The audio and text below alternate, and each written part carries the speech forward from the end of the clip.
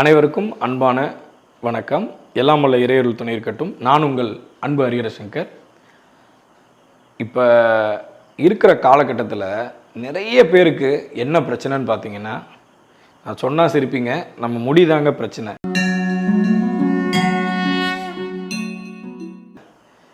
என்னடா இப்படி சொல்கிறேனேன்னு பார்க்குறீங்களா? உண்மைதாங்க. ஒருத்தவங்களுக்கு தன்னோட முடியை அழகாக வச்சுக்கணுன்னு ரொம்ப ஆசைப்படுவாங்க. பட் ஆனால் என்னென்னா, அவங்க கண்ணு முன்னாடியே அவங்க முடி கொத்து கொத்தாக உதிர்றதை பார்க்கும்போது அவங்களுக்கு பயங்கர மன வேதனை வந்துடும். அதனாலேயே ஸ்ட்ரெஸ் ஆகிடுவாங்க. ஸோ இந்த முடி உதிர்வது எதனால், இந்த முடி உதிர்வதை எப்படி நம்ம கட்டுப்படுத்தலாம் அப்படின்றத இந்த பதிவில் பார்க்கலாம் வாங்க. இந்த பதிவில் நம்ம முடி ஏன் உதிருது அப்படின்றத நம்ம தெரிஞ்சுக்குவோம்.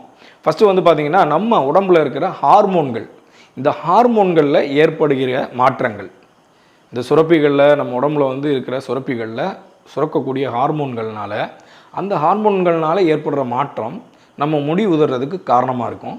இந்த ஹார்மோன் ஏன் மாற்றம் அடையுது அப்படின்னு பார்த்திங்கன்னா, அதிகமான வேலைப்பளு, உடம்பு அதிக உஷ்ணமாகிறது, ஸோ முறையான உணவு பழக்கங்கள் இல்லாமல் தேவையில்லாத உணவுகளை சாப்பிட்றது, இது எல்லாமே பார்த்திங்கன்னா முடி உதிர்வதற்கு ஒரு காரணியாக அமையுது.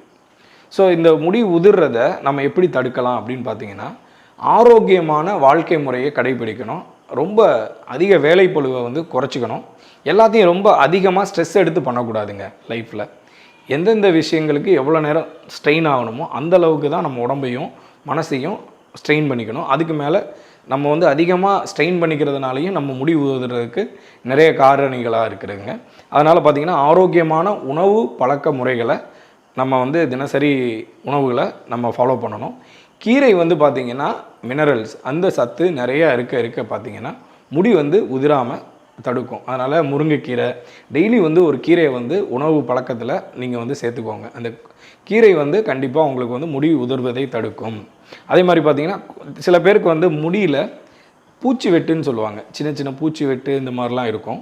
ஸோ இந்த பூச்சி வெட்டு போகிறதுக்கு என்ன பண்ணணும்னா, மாதுளை பழச்சாறு இருக்குது பார்த்திங்களா, மாதுளை இலை சாறு, அந்த இலை இது எல்லாத்தையும் நல்லா அரைச்சி அந்த சாரை நம்மளுக்கு பூச்சி வெட்டோ இல்லைனா முதல்ல ஃபங்கஸ், அதாவது படர்தாமரை மாதிரி வெள்ளையாக இருக்கோ அந்த மாதிரி இருக்கிற இடத்துல அந்த படர்தாமரை, அப்புறம் அந்த முதல்ல அந்த வெள்ளையாக வருது பார்த்திங்களா, அந்த மாதிரி செதிலாக வராமல் இருக்கிறதுக்கு இந்த மாதுளம்பழச்சாறை நீங்கள் அப்ளை பண்ணிவிட்டு நல்லா அதை ஊற வச்சுட்டு தலையை நல்லா வாஷ் பண்ணுங்கள்.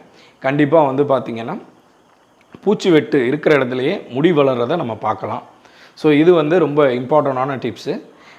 கண்டிப்பாக இந்த பதிவு உங்களுக்கு ரொம்ப யூஸ்ஃபுல்லாக இருக்கும்னு நினைக்கிறேன். இயற்கை உணவுகளை நிறைய உட்கொள்ளுங்கள்.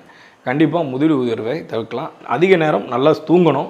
ஃபஸ்ட்டு உறக்கம் கெடுறதுனாலையும் முடி உதிர்வது காரணமாக இருக்குது. ஸோ அதையும் கொஞ்சம் ஞாபகம் வச்சுக்கோங்க.